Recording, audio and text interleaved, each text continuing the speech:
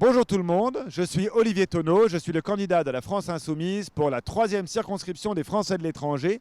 Et en fait, je vous promène un petit peu dans Londres, non seulement pour vous faire découvrir ma circonscription, mais aussi parce que pour des Français aujourd'hui qui ont un choix important à faire à ces élections législatives, il y a beaucoup à apprendre. Alors où sommes-nous?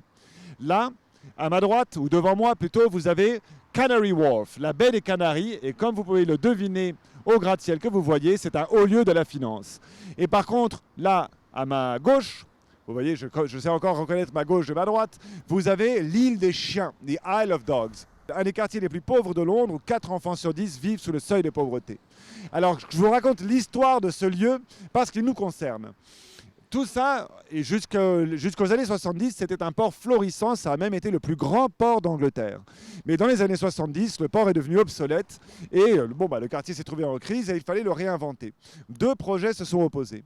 Un projet a été porté par la communauté locale, par les habitants, par les syndicats des dockers et même par le maire de Londres. Et c'était un projet comme ça, participatif, où il y aurait du logement social, des industries qui correspondaient aux qualifications de la population du coin, etc.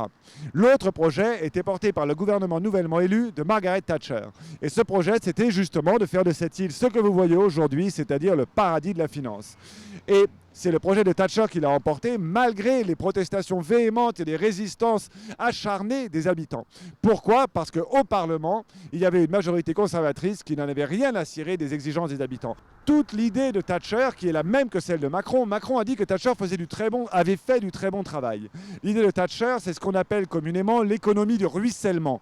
C'est-à-dire que si les fortunes s'accumulent au sommet de la société, eh bien d'une façon ou d'une autre, elles ruisselleront vers le bas et tout le monde en profitera. J'aime bien cet endroit parce que comme vous le voyez, eh bien, si ça avait ruisselé, ça saurait, ça n'a même pas pu ruisseler sur 500 mètres. Alors l'idée de l'économie du ruissellement, c'est qu'il faut que des fortunes importantes se constituent pour pouvoir s'investir. Oui, mais où? Les personnes qui constituent ces fortunes, que cherchent-elles à faire? Elles cherchent les plus hauts rendements sur investissement.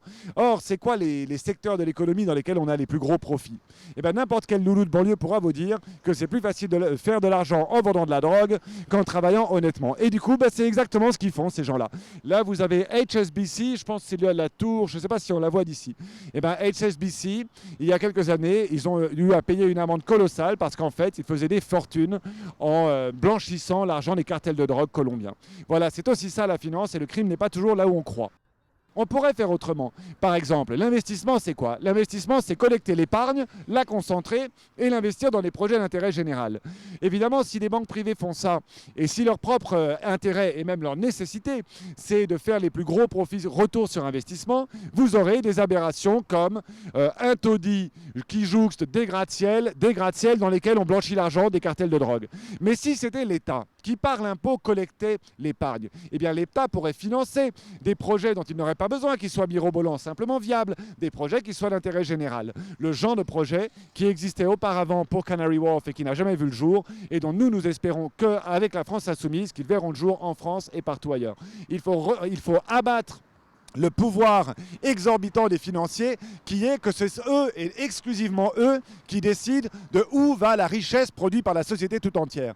Un État qui investit par lui-même, ce n'est pas un État qui nationalise tout, c'est un État qui met la richesse au service des entrepreneurs quand ceux-ci portent un projet d'État général, d'intérêt général.